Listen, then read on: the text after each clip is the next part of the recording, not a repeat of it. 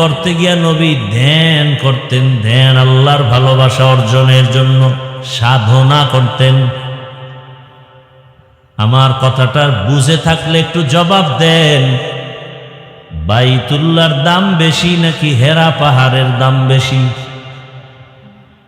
বাইতুল্লাহর দাম। আল্লাহ কোরআনে বলেছেন, ইন্না আউয়ালা বাইতিন উযিআ লিন-নাস লাল্লাযী বিবাক্কাতা মুবারাকান ওয়া হুদা মুবারাকান ওয়া হুদাল লিল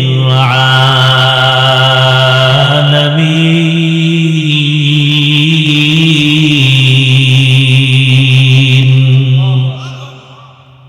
বাখা কুরআ কালামুল্লাহ বশনো কদিমাস্তি কদিমাস্তি নইনো। ভাইরা আমার, বাইতুল্লাহ এত দামি, যেই বাইতুল্লাহর দিকে প্রথম কেউ নজর দিয়া দোয়া করলেই কবুল। বাইতুল্লাহ প্রথমবার দেখে যে দোয়া করবে সাথে সাথে কবুল। আমার ওস্তাদ বলছে, কি দোয়া করলে তোমার জীবনটা ধন্য হবে? ও বাইতুল্লাহর মুসাফির, আল্লাহ যদি কোনোদিন বাইতুল্লাহ নেয়, সফর করে বাইতুল্লাহ গিয়া যখন বাইতুল্লাহ নজর পড়ে যাবে, প্রথমে দোয়া করবা, আয় আল্লাহ, আমি গুনাহগার, জীবনে যত ভালো ভালো দোয়া করছি কবুল করে নেও, সামনে যত দোয়া করব সব কবুল করে নাও। জামে দোয়া, পিছনে যত দোয়া করেছি ভালো, সামনে যত ভালো দোয়া করব তুমি বাইতুল্লাহর নজরের বরকতে কবুল করে নাও। আল্লাহর ওয়াদা, রাসূল বলেছেন, বাইতুল্লাহ দেখে প্রথম দোয়া করলেই কবুল, প্রথম নজরে। শুধু কি তাই, একজনে বাইতুল্লাহ তাওয়াফ করে, আর একজনে নামাজ পড়ে, আর একজনে শুধু তাকায় তাকায় দেখে। নবীজি বলেন, যে শুধু তাকায় তাকায় বাইতুল্লাহ দেখে, অনবরত তার উপরে রহমত নাজিল হইতেছে।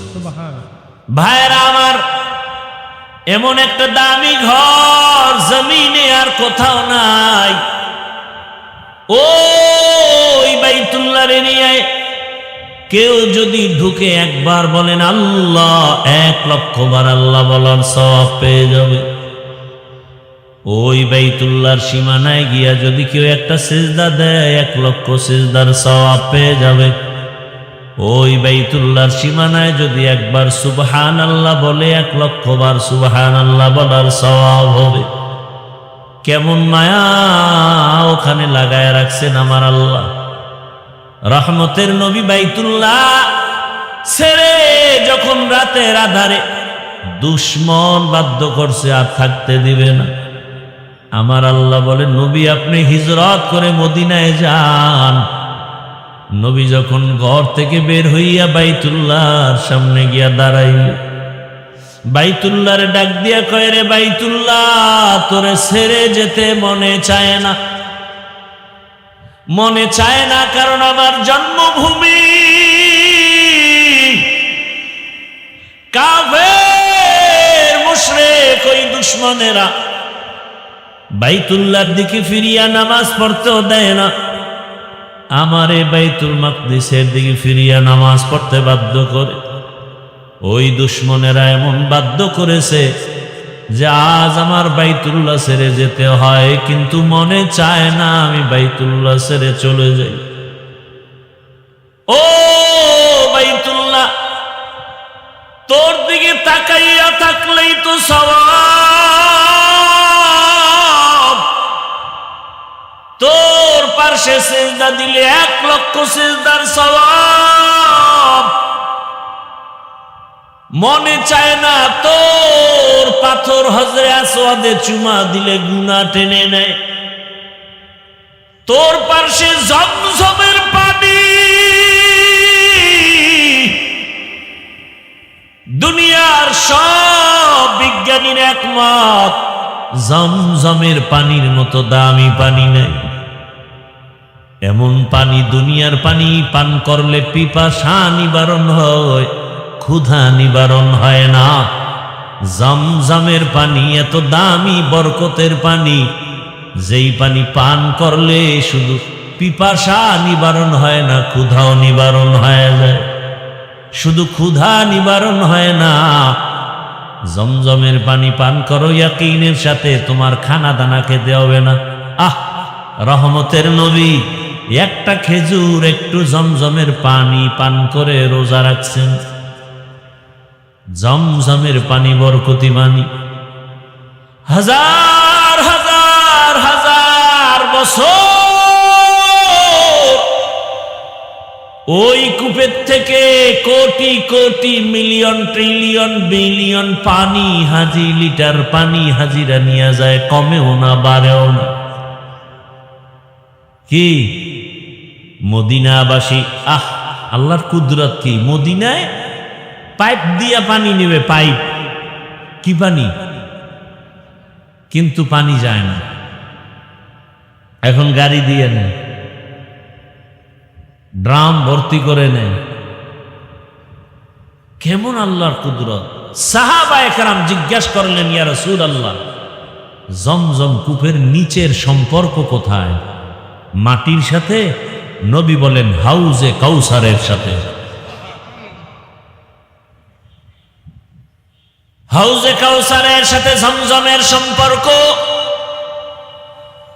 যেই হাউজে কাউসারের এক পেয়ালা পানি আমার রসুলের হাতে পান করলে আর পিপাসা থাকবে না। কিন্তু নবী বলেন, এর থেকেও জমজমের পানি বড় দামি। ও বাইতুল্লাহ, মদিনায় যাইতে মনে চায় না, তোর পার্শ্বে জমজম কূপের পানি, তোর পার্শ্বেই তো মাকামে ইব্রাহিম,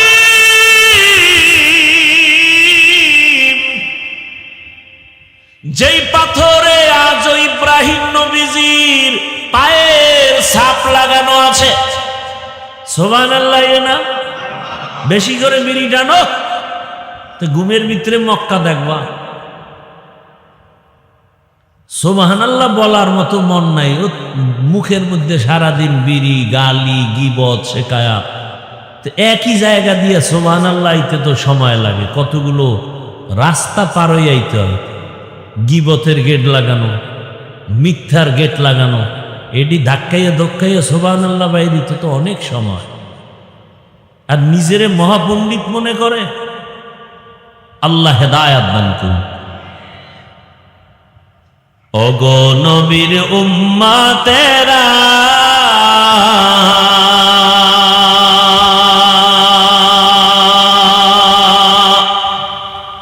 হয়ে আজি দিশাহারা,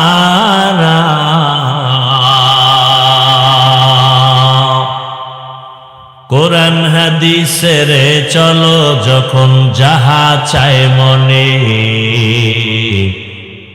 নবী বিনে কে তরফে পুলসিরত মিজানে, নবী বিনে কে তরফে পুলসিরত মিজানে, উম্মতের কান্ডারি নবী,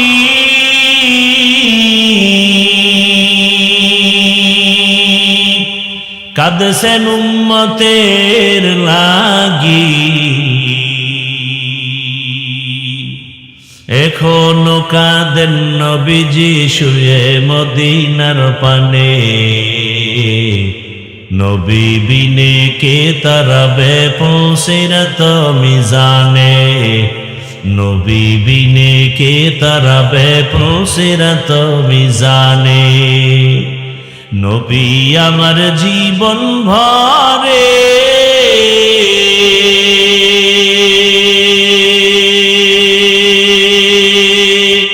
দিনের লাগি কষ্ট করে,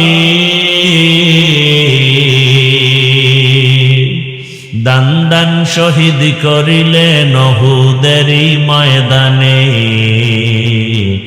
নবী বিনে কে তরবে পুলসিরত মিজানে, নবী বিনে কে তরবে পুলসিরত মিজানে।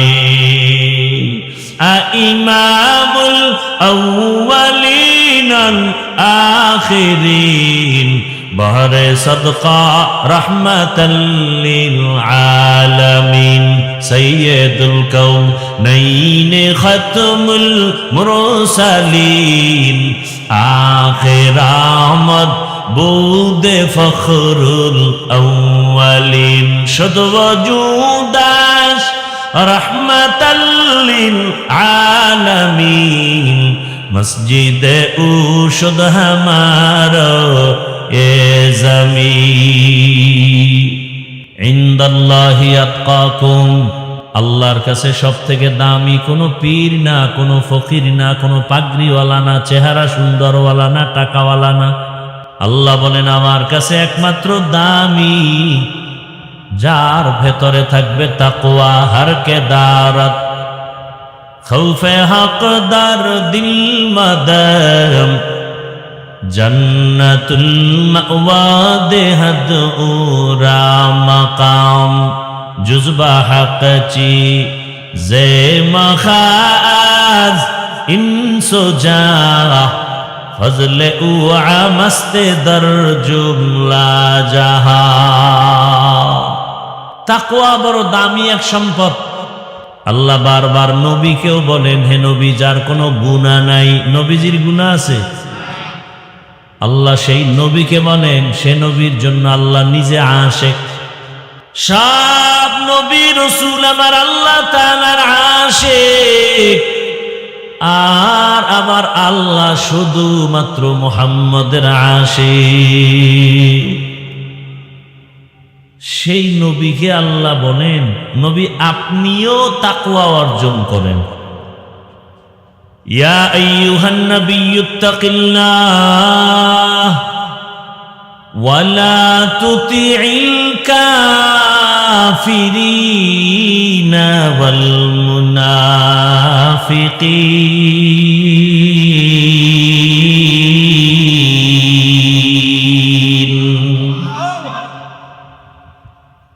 हर के दारत खौफे हकदार दिल मदम, जन्नतुल मअवा देहद उरा मकाम। টাকার লোভে মানুষ সত্যকে মিথ্যা বানায়, মিথ্যাকে সত্য বানায়। যৌবনের লোভে পড়ে মানুষ সঠিক রাস্তা থেকে পিছনে পড়ে যায়। আর সারা দুনিয়ার মানুষ ডাক্তার জাকির নায়েকের জন্য কত মোহাব্বত করে ভালো জানে। এমন মানুষ নাই যে তাকে চিনে না, জানে না কত সম্মান। অথচ আমার দেশের ডাক্তার তাসলিমা নাসরিনের নাম কেউ শুনতে চায় না। ধ্বংস হওয়ার পেছনে কারণ যৌবনের লোভ। কিসের লোভ? এই যত মানুষ পৃথিবীতে উল্টা পাল্টা চলে এই তিন লোভের কারণে আসল পথ থেকে হারিয়ে যায়। হয়তো সম্পদের লোভে, না হয় ক্ষমতার লোভে, না হয় যৌবনের লোভে। সত্যটাকে মিথ্যা বানায়, মিথ্যাটাকে সত্য বানায়। ভাই ভাইকে মেরে ফেলে, এই ঘটনা আমার দেশে নাই। কিসের লোভ? টাকার লোভ, ক্ষমতার লোভ। স্ত্রী স্বামীকে হত্যা করে, মা বাপ সন্তানকে হত্যা করে, সন্তান মা বাবাকে হত্যা করে, বউ যুবক যুবতীকে হত্যা করে যৌবনের লোভে। শেষ পর্যন্ত জেলখানায় যায়, পরিণামে ফাঁসি হয়ে মরে যায়। আমও গেল, সালাও গেল। আমি যে আয়াতের তর্জমাটা করেছি, আল্লাহর কাছে পশুর রক্ত গোশত পৌঁছে না, আল্লাহর কাছে পৌঁছে কি? আমাদের তাকওয়া। তাকওয়া মানে ভয়। কার ভয়? আল্লাহর ভয়ের মূল কথা গুনাহ থেকে নিজেকে বাঁচায় রাখা। তাকওয়া মানে বেশি বেশি জিকির করা নয়, বেশি বেশি তেলাওয়াত করা না, নামাজ পড়া না। তাকওয়া মানেই হলো গুনাহ থেকে বেঁচে থাকা। আর তাকওয়া আল-ইহতিরাজ আনিল মাসিয়া। قال النبي صلى الله عليه وآله وسلم اتق المحارم تكن أعبد الناس। রহমতের নবী বলেন, গুনাহ থেকে নিজেকে বাঁচাও। যদি তুমি আল্লাহর নিষিদ্ধ জিনিস থেকে নিজেকে বাঁচায় চলতে পারো, দুনিয়াতেও তোমার সম্মান বেড়ে যাবে, আখিরাতের ময়দানেও সম্মান বেড়ে যাবে। তাকওয়া মানে গুনাহ থেকে নিজেকে বাঁচাও। হাত দিয়া তুমি ধরবা, তবে ধরার ক্ষেত্রেও সীমানা দেওয়া আছে, সীমানার বাইরে গিয়া হাত লাগায়ও না। আল্লাহর ভয়, চোখ দিয়া তুমি তাকায়া তাকায়া দেখবা, দেখার মধ্যে সীমানা দেওয়া আছে, এর বাইরে তাকায়া দেখিও না। আল্লাহ চোখ দিছেন, মা বাবারে তাকায়া দেখো সওয়াব। দুটো চোখ দিয়ে আল্লাহর কোরআন তাকায়া দেখবা সওয়াব। আল্লাহর ঘর বাইতুল্লাহ দেখবা সওয়াব। এই চোখ দিয়া কোরআন তাকায়া দেখবা সওয়াব। উলামায়ে আহলে হক, যে আলেমের বয়ান শুনলে, যার কাছে বসলে আখিরাতের কথা মনে হয়, আমলের জন্য দিল তৈরি হয়, এমন আহলে হক ওলামাদের চেহারা দেখবা সওয়াব। কিন্তু আজ তুমি চোখ দুইটা দিয়া মা বাবাকেও মায়ার নজরে দেখো না, বাইতুল্লাহ দেখো না, কোরআন দেখো না, আলেম দেখো না। তুমি যখনই সময় পাও মোবাইলে তাকায় তাকায় কবিরা গুনাহ করে কাটাও। আর তুমি বলো শান্তি আসে না কেন? আমার সন্তানের উপরে বিপদ কেন? আমার ব্যবসার উপরে বিপদ কেন? ওরে বিপদ যেই পরিমাণ আসার প্রয়োজন ছিল, তার 1000 কোটি ভাগের 1 ভাগও আসে নাই। নবীদের উপরে এত পরিমাণ বিপদ। আল্লাহ পরীক্ষা নিছেন পয়গম্বর ইব্রাহিম আলাইহিস সালাম। তার নমুনা বর্তমান সামনে কোরবানি আদম নবী থেকেই শুরু হয়েছে। তবে আমরা বাস্তবে যা বেশি বেশি অনুসরণ করি ইব্রাহিম নবী। বাইতুল্লাহ হাজী সাবরা হজে গিয়া মক্কায় যত আহকামাত পালন করেন, 3 ব্যক্তির স্মৃতি স্মরণ করা হয়। ইব্রাহিম আলাইহিস সালাম, ইসমাঈল আলাইহিস সালাম, আম্মা জান হাজেরা আলাইহাস সালাম। আল্লাহ রাব্বুল আলামিন জমিনটা বানাবার পরে একটা ঘর বানাইলেন বাইতুল্লাহ। আল্লাহ তাআলা বাইতুল্লাহ বানানোর পর হজের এলান করার জন্য ইব্রাহিম নবীকে আদেশ দিলেন। ক্রমান্বয়ে ইব্রাহিম নবী দাওয়াত দিয়া এইবার সন্তান ইসমাইল সহ বাইতুল্লাহ নির্মাণ করেছেন। এই বাইতুল্লাহ নির্মাণ করার পর ইব্রাহিম নবী হজের এলান করেছেন। আর পয়গম্বর ইব্রাহিমের এলানে যারা লাব্বাইক বলেছে, তারা হজ না করে কবরে যাবে না। এরে আল্লাহর গোলাম, ইব্রাহিম নবী চলে গেলেন, ইসমাঈল নবী চলে গেলেন।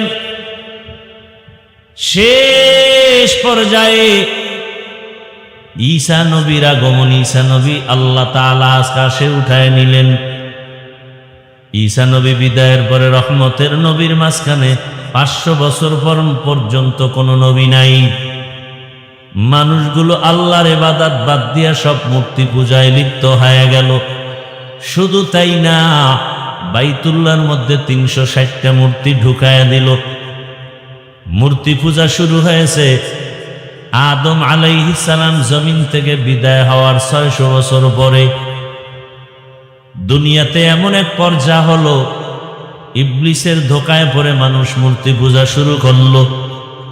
জমিনে এমন একটা মানুষ ছিল না যে মূর্তি পূজা করে নাই। মূর্তির সামনে নিয়া খোদা খোদা বলে সম্মান করত আর কিছু চাইতো। 600 বছর মূর্তি পূজা চলতে থাকলো। আদম নবীর বিদায়ের 1200 বছর পরে আল্লাহ পাক নূহ আলাইহিস সালামকে পাঠাইয়া দাওয়াতের কাজ করেছেন। মানুষের দ্বারে পয়গম্বর নূহ 950 বছর দাওয়াত দিয়া মাত্র 40 জন মানুষকে মূর্তি পূজার থেকে ফিরাইয়া দিলেন। এই মূর্তি পূজা শুরু হয়েছে আদম আলাইহিস সালামের ইন্তেকালের 600 বছর পর। ক্রমান্বয়ে কমে আবার বাড়ে। রহমতের নবী আসার আগে 500 বছরে জমিনে কোনো মুরব্বী নাই। মক্কা মানুষ বড় দামি, মুশরিক হলেও বেঈমানরাও মক্কাটারে সম্মানের নজরে দেখত। বাইতুল্লাহ এমন এক সম্মানের ঘর। মক্কার মানুষ ওই সময় এত খারাপ, ইতিহাসের মধ্যে লেখে মক্কার মতো খারাপ মানুষ দুনিয়ার কোথাও ছিল না।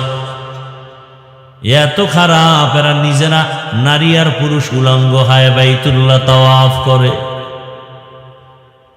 কেন? বলে আমরা যে গুনাহ করি কাপড় চুপড় পরে, এই কাপড় নিয়ে বাইতুল্লাহ পবিত্র, ওখানে যাওয়া যায় না। এই জন্য কাপড় চুপড় খুলে নারী পুরুষ একসাথে বাইতুল্লাহ যায়, তাওয়াফ করে। নাপাক কাপড় নিয়ে যাবে না। এটা কেমন হইল? একজনে পাগড়ির ফজিলতের বয়ান শুইনা লঙ্গি খুলে পাগড়ি বাঁধল। এটা যেমন হয়, বাইতুল্লাহর মতো পবিত্র ঘরে নাপাক কাপড় নিয়ে যাওয়া যাবে না মনে করে সব খুলে উলঙ্গ হয়ে বাইতুল্লাহর পার্শ্বে যায়। কতটা নিকৃষ্টতম জাহেল! এবং এরা পশু জবাই করে আর রক্তগুলো বাইতুল্লাহর দেওয়ালে মাখে, মনে করে এটাই আমাদের সফলতা। আল্লাহ আয়াত নাজিল করে দিলেন, এই মক্কার মানুষ এতটা খারাপ, বিবাহ শাদীর কোনো ভালাই নাই, পশু জবাই করে রক্ত মাখে দেওয়ালে, নারী পুরুষ উলঙ্গ তাওয়াফ করে, মূর্তির পূজা করে। ব্যাগে কোথাও গেলে ব্যাগের মধ্যে একটা মূর্তি নিয়ে যায়। এত ভালোবাসা! আল্লাহ তাআলা এই মানুষকে হেদায়েতের জন্য সর্বশেষ এবং শ্রেষ্ঠ রহমতের নবীকে জমিনে পাঠায় দিলেন। রহমতের নবী মক্কা নগরীতে আসলেন,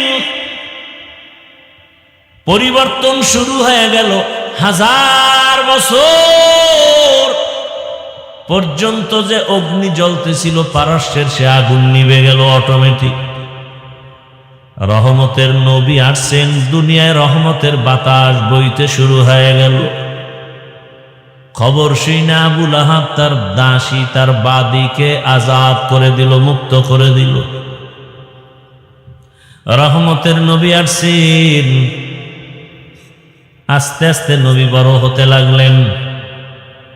40 বছরের আগে নবী সবার সাথে বুক লাগায়, মুখ লাগায়, কথা বলে হাসি মুখে, কিন্তু দাওয়াত দেয় না।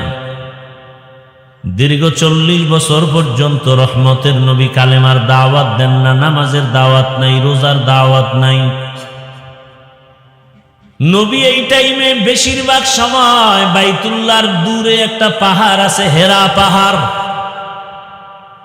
ওই পাহাড়ের গর্তে গিয়া নবী ধ্যান করতেন। ধ্যান আল্লাহর ভালোবাসা অর্জনের জন্য সাধনা করতেন। আমার কথাটা বুঝে থাকলে একটু জবাব দেন। বাইতুল্লাহর দাম বেশি নাকি হেরা পাহাড়ের দাম বেশি? বাইতুল্লাহর দাম। আল্লাহ কোরআনে বলেছেন, ইন্না আউয়ালা বাইতিন উযিআ লিন-নাস লাল্লাযী বিবাক্কাতা মুবারাকাও ওয়া হুদা মুবারাকাও ওয়া হুদাল লিল আলামিন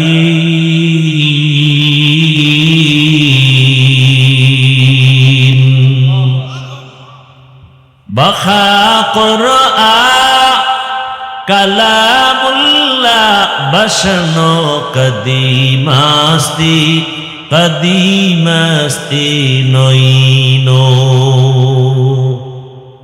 ভাইরা আমার,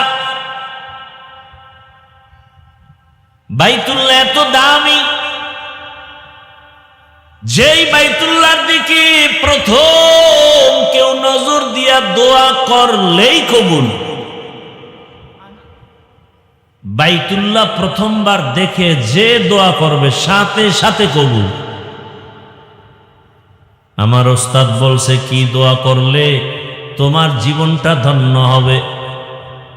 ও বাইতুল্লাহর মুসাফির, আল্লাহ যদি কোনোদিন বাইতুল্লাহ নেয়, সফর করে বাইতুল্লাহ গিয়া যখন বাইতুল্লাহ নজর পড়ে যাবে, প্রথমে দোয়া করবা, আয় আল্লাহ আমি গুনাহগার, জীবনে যত ভালো ভালো দোয়া করছি কবুল করে নেও, সামনে যত দোয়া করব সব কবুল করে নাও। জামে দোয়া, পিছনে যত দোয়া করেছি ভালো, সামনে যত ভালো দোয়া করব তুমি বাইতুল্লাহর নজরের বরকতে কবুল করে নাও। আল্লাহর ওয়াদা, রাসূল বলেছেন বাইতুল্লাহ দেখে প্রথম দোয়া করলেই কবুল, প্রথম নজরে। শুধু কি তাই, একজনে বাইতুল্লাহ তাওয়াফ করে, আর একজনে নামাজ পড়ে, আর একজনে শুধু তাকায় তাকায় দেখে। নবীজি বলেন যে শুধু তাকায় তাকায় বাইতুল্লাহ দেখে, অনবরত তার উপরে রহমত নাজিল হইতেছে।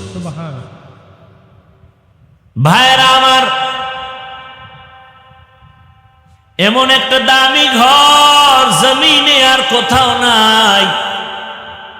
ওই বাইতুল্লাহর এরিয়ায় কেউ যদি ঢুকে একবার বলেন আল্লাহ, 1,00,000 বার আল্লাহ বলার সওয়াব পেয়ে যাবে। ওই বাইতুল্লাহর সীমানায় গিয়া যদি কেউ একটা সিজদা দেয়, 1,00,000 সিজদার সওয়াব পেয়ে যাবে। ওই বাইতুল্লাহর সীমানায় যদি একবার সুবহানাল্লাহ বলে, 1,00,000 বার সুবহানাল্লাহ বলার সওয়াব হবে। কেমন মায়া ওখানে লাগায় রাখছেন আমার আল্লাহ। রহমতের নবী বাইতুল্লাহ ছেড়ে যখন রাতের আধারে দুশ্মন বাধ্য করছে আর থাকতে দিবে না, আমার আল্লাহ বলে নবী আপনি হিজরত করে মদিনায় যান। নবী যখন ঘর থেকে বের হইয়া বাইতুল্লাহর সামনে গিয়া দাঁড়াইল, বাইতুল্লাহরে ডাক দিয়া কয়, রে বাইতুল্লাহ তোরে ছেড়ে যেতে মনে চায় না, মনে চায় না, কারণ আমার জন্মভূমি। কাফের মুশরিক ওই দুশমনেরা বাইতুল্লাহর দিকে ফিরিয়া নামাজ পড়তেও দেয় না, আমারে বাইতুল মাকদিসের দিকে ফিরিয়া নামাজ পড়তে বাধ্য করে। ওই দুশমনেরা এমন বাধ্য করেছে যে আজ আমার বাইতুল্লাহ ছেড়ে যেতে হয়, কিন্তু মনে চায় না আমি বাইতুল্লাহ ছেড়ে চলে যাই। ও বাইতুল্লাহ, তোর দিকে তাকাইয়া থাকলেই তো সওয়াব, তোর পাশে সিজদা দিলে 1,00,000 সিজদার সওয়াব। মনে চায় না তোর পাথর হজরে আসওয়াদে চুমা দিলে গুনাহ টেনে নেয়, তোর পাশে জমজমের পানি, দুনিয়ার সব বিজ্ঞানীর একমত জমজমের পানির মতো দামি পানি নেই। এমন পানি, দুনিয়ার পানি পান করলে পিপাসা নিবারণ হয়, ক্ষুধা নিবারণ হয় না। জমজমের পানি এত দামি বরকতের পানি, যেই পানি পান করলে শুধু পিপাসা নিবারণ হয় না, ক্ষুধাও নিবারণ হয়ে যায়। শুধু ক্ষুধা নিবারণ হয় না, জমজমের পানি পান করো ইয়াকিনের সাথে, তোমার খানা দানা খেতে হবে না। রহমতের নবী একটা খেজুর একটু জমজমের পানি পান করে রোজা রাখছেন। জমজমের পানি বরকতি পানি। হাজার হাজার হাজার বছর ওই কূপের থেকে crore crore million trillion billion পানি, হাজি লিটার পানি হাজিরা নিয়ে যায়, কমেও না বাড়েও না। কি মদিনাবাসী, আল্লাহর কুদরত কি! মদিনায় পাইপ দিয়া পানি নেবে, পাইপ, কি পানি, কিন্তু পানি যায় না। এখন গাড়ি দিয়ে নেয়, ড্রাম ভর্তি করে নেয়। কেমন আল্লাহর কুদরত! সাহাবায়ে কেরাম জিজ্ঞাসা করলেন, ইয়া রাসূলুল্লাহ, জমজম কূপের নিচের সম্পর্ক কোথায়, মাটির সাথে? নবী বলেন, হাউজে কাউসারের সাথে। হাউজে কাউসারের সাথে জমজমের সম্পর্ক। যেই হাউজে কাউসারের এক পেয়ালা পানি আমার রসুলের হাতে পান করলে আর পিপাসা থাকবে না। কিন্তু নবী বলেন, এর থেকেও জমজমের পানি বড় দামি। ও বাইতুল্লাহ, মদিনায় যাইতে মনে চায় না, তোর পার্শ্বে জমজম কূপের পানি, তোর পার্শ্বেই তো মাকামে ইব্রাহিম,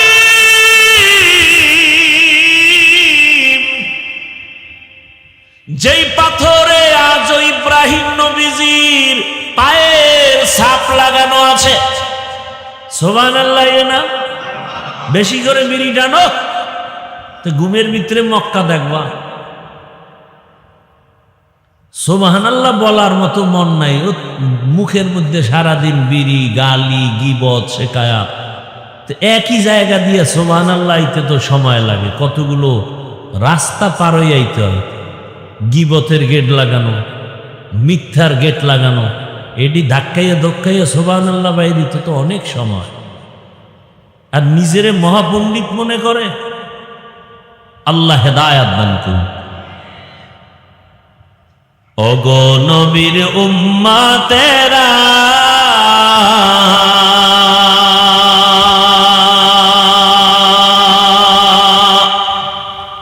হয়ে আজি দিশাহারা,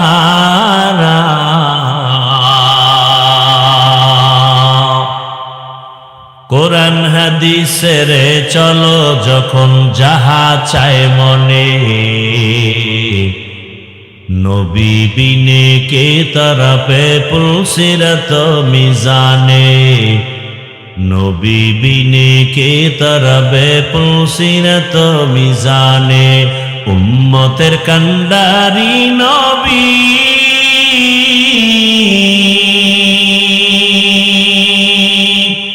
কাঁদছেন উম্মতের লাগি, এখনো কাঁদেন নবীজি শুয়ে মদিনার পানে, নবী বিনে কে তরবে পুলসিরত মিজানে, নবী বিনে কে তরবে পুলসিরত মিজানে, নবী আমার জীবন ভরে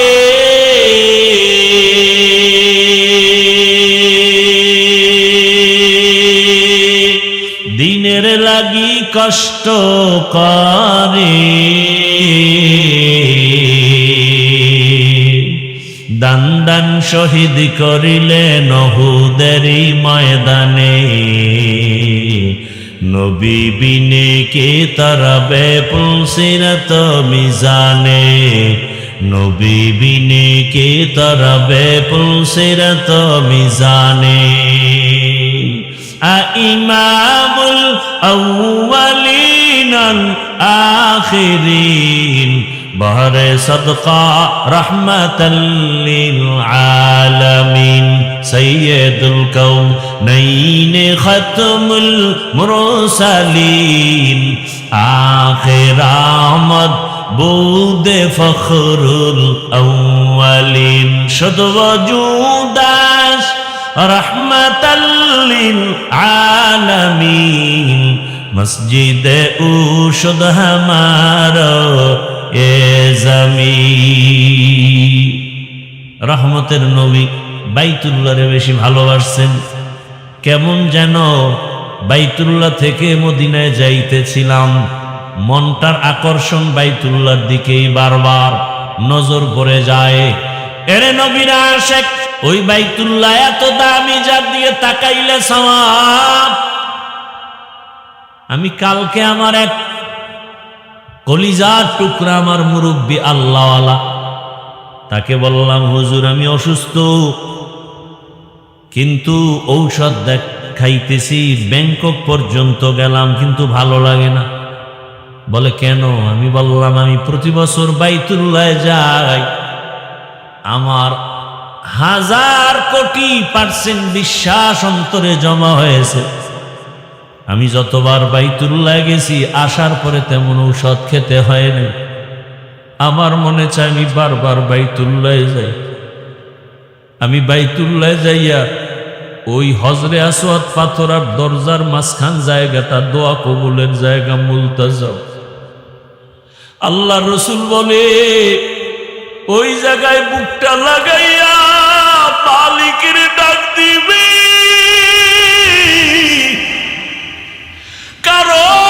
কারণ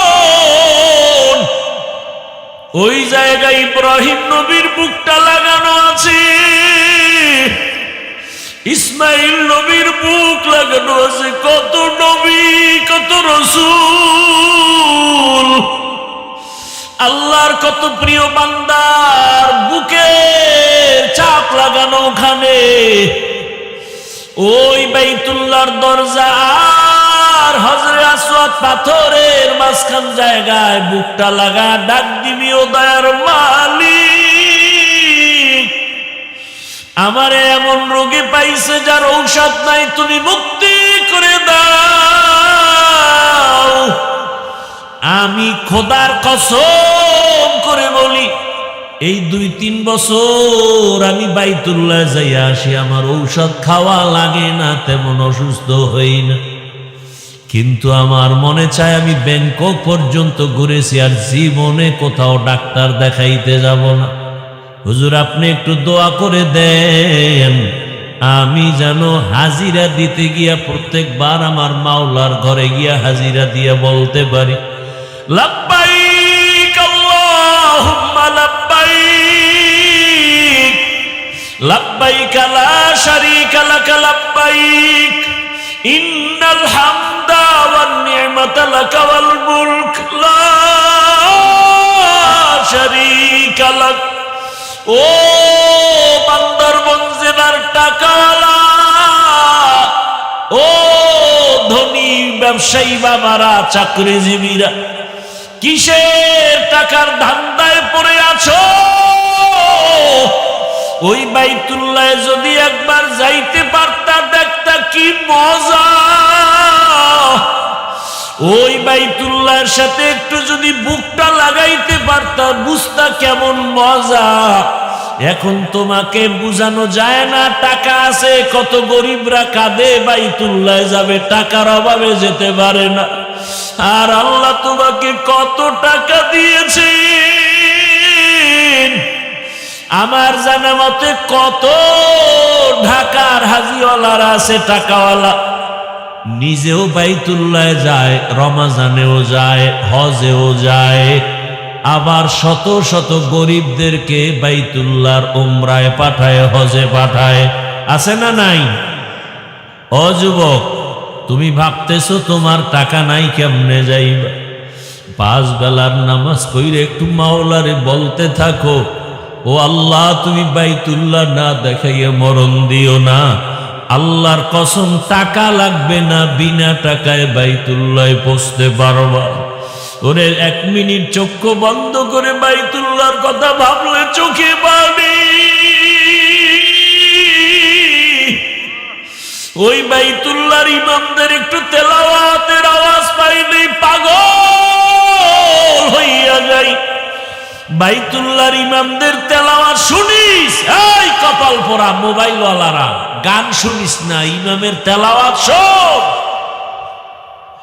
বাইতুল্লাহর ইমামের তেলাওয়াত শুনিস, কসম করে বলি বাইতুল্লাহর ইমামের তেলাওয়াত গুলো যখন মোবাইলে চালাইয়া বালিশে মাথা লাগায় শুনবি, দেখবি চোখের পানি পড়া শুরু হয়ে যাবে।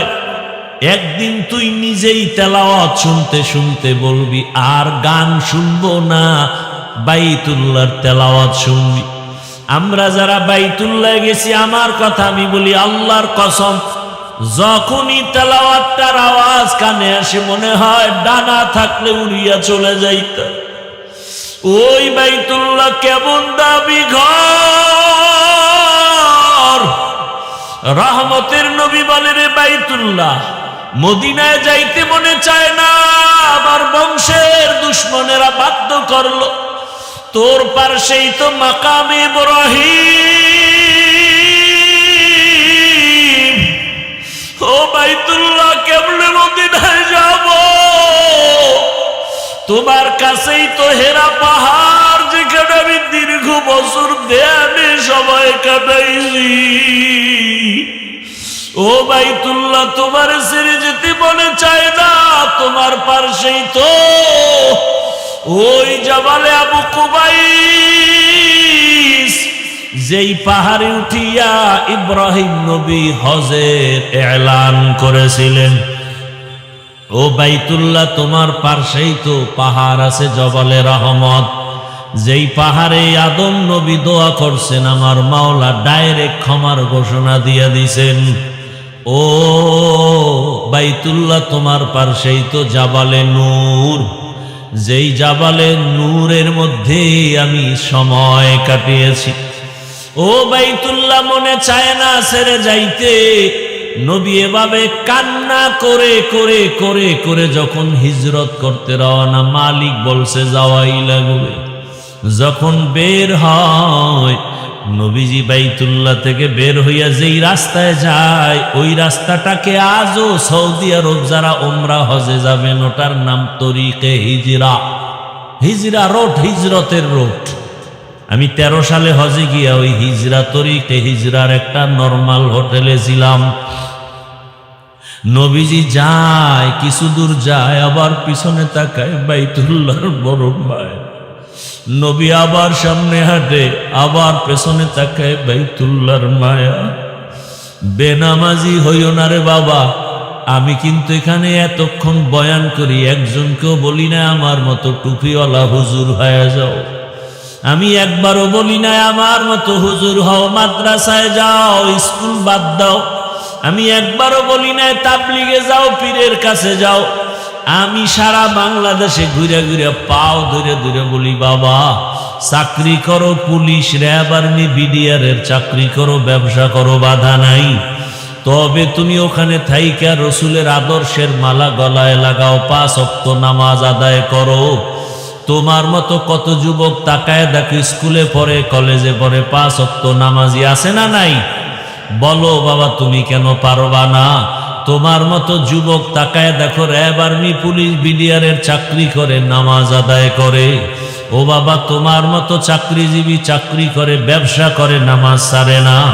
ও ব্যবসায়ী বাবারা, আপনার মতো ব্যবসায়ী নামাজ পড়ে, বলেন আপনি পারেন না কেন? ও চাকরিজীবী বাবারা, আপনার মতো কত চাকরিজীবী চাকরি করে, নামাজ পড়ে, আপনি পারেন না কেন?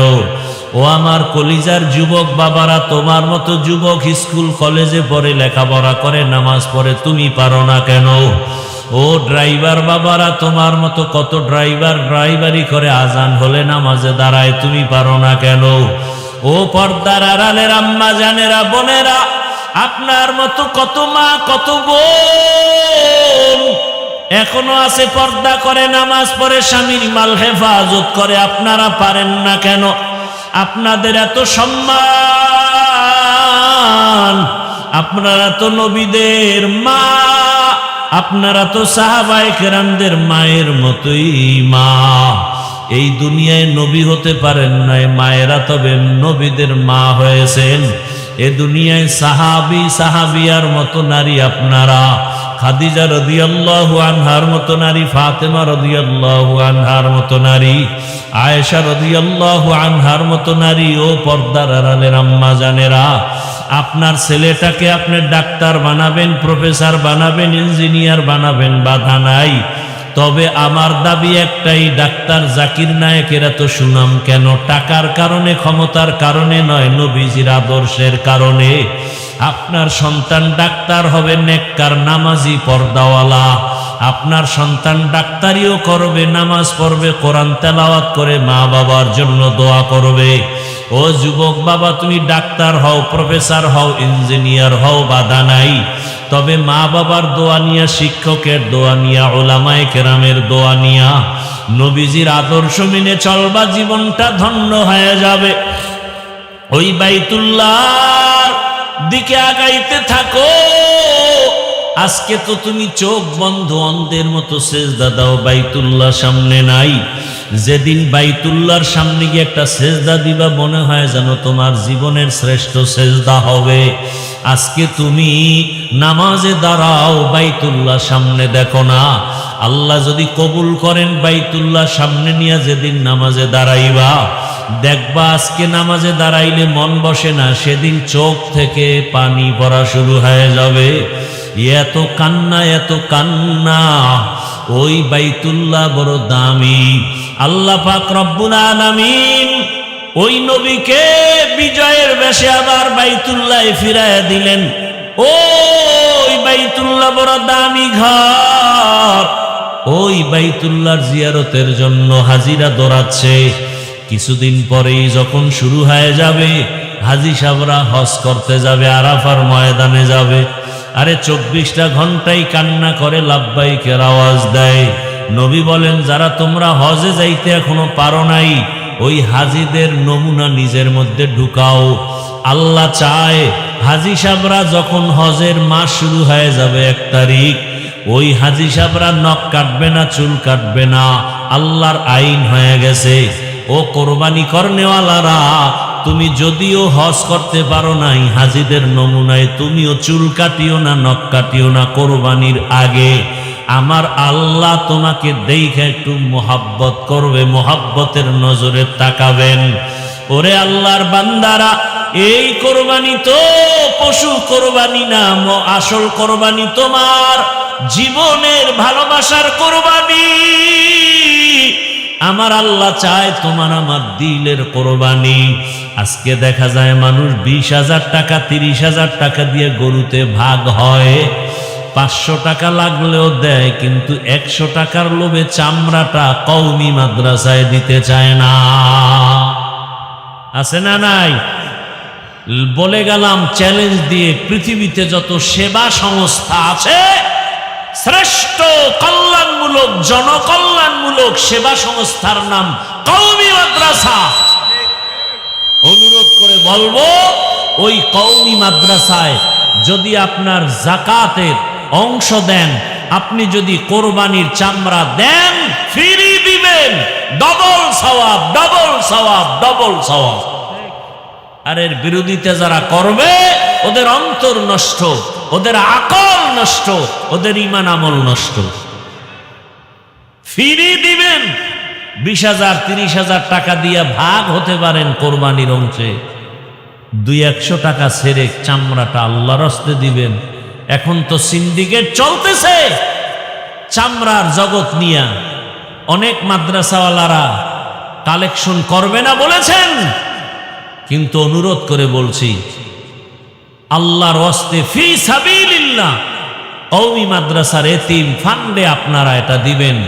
গরিব এতিম অসহায় যারা আছেন, এদের পেছনে এটা খরচ করা হবে। এটা দিলে ডবল সওয়াব।